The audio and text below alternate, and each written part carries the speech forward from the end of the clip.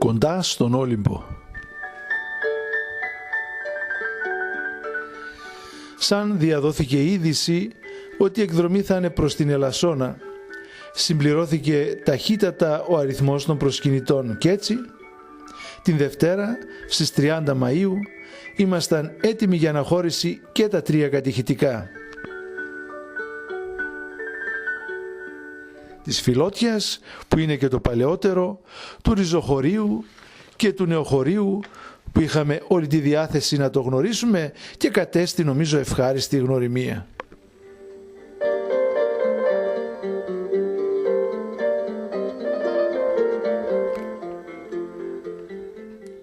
Ο Πάτερ Ιλαριών, αν και τον παρακαλέσαμε τόσο, δεσμεύτηκε μόνο να προσευχηθεί να πάνε όλα καλά.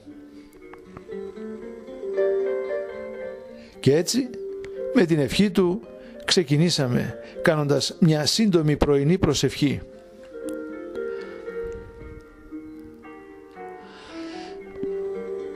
Αφού έγινε το καλωσόρισμα, σε λίγο ανεβαίναμε τις ανηφοριές στο Άγρα.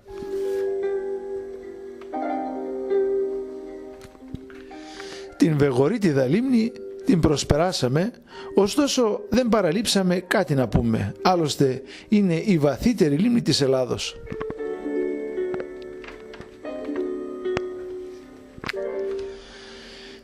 Μια ενημέρωση έγινε και για την τόσο βιομηχανική περιοχή της Πτολεμαΐδας. Πριν πούμε κάτι και για αυτήν την περιοχή της Κοζάνης που έχει την μοναδικότητα να καλλιεργεί το φυτό κρόκος. Ο Κυριάκος μας έκανε τη διευκόλυνση να μπούμε και μέσα στην πόλη, αφενός να ξεμουδιάσουμε, αφετέρου να προμηθευτούν όσοι θέλουν τον απαραίτητο καφέ.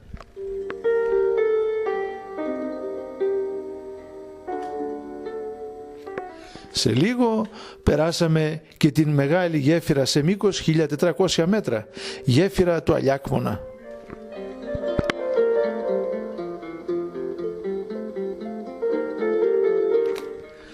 Νομίζω πως ήταν απαραίτητη η υπόμνηση της μάχης Σαρανταπόρου.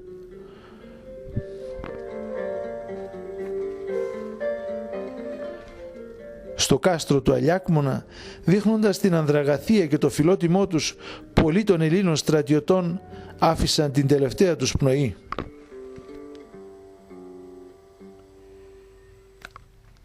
Πάντως κατάφερε ο ελληνικός στρατός να πάρει το κάστρο και να εκτοπίσει τους Τούρκους από τα μέρη αυτά, αναγκάζοντάς τους να συρρικνωθούν στα Γενιτσά μας, όπου και θα ακολουθούσε μια πολύ σπουδαία μάχη, η μάχη των Γενιτσών.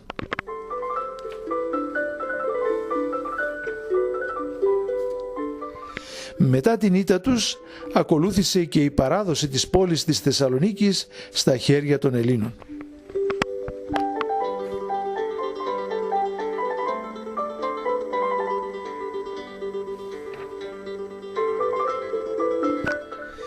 Τώρα πιάσαμε να ανεβαίνουμε τα όρη.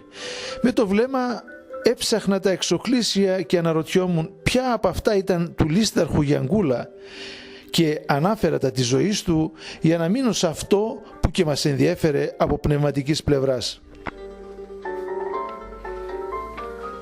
Αυτός ο περιβόητος λοιπόν ληστής, στείνοντας ψευτοδίκες υπό την απειλή του όπλου, νόμιζε ότι πράττει σωστά και δίκαια.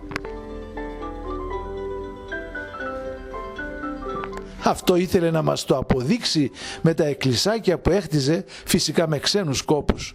Ήταν από τα λεφτά που άρπαζε με κάθε βίαιο τρόπο.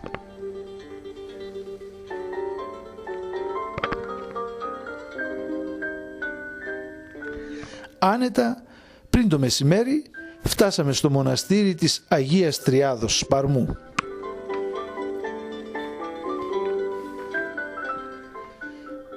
Ένας από τους λιγοστούς μοναχούς μας έκανε μια όμορφη ξενάγηση.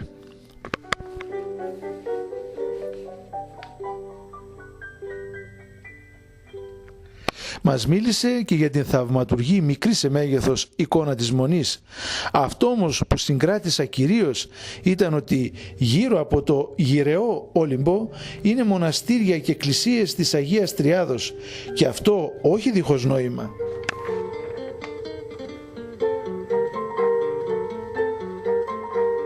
Θέλανε οι πατέρες να στήσουν τέτοια ιερά καθιδρύματα για να καθαγιάσουν το όρος των υψηλών με την αγιότητα του τριαδικού Θεού.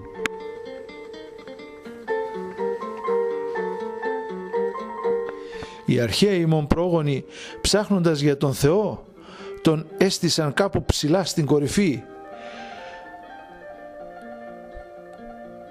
Ήρθαν οι Άγιοι Πατέρες και με την βιωτή τους κατέβασαν τον αληθινό Θεό στους πρόποδες του βουνού και ακόμα χαμηλότερα και κοντινότερα μας στις καρδιές των πιστών ανθρώπων.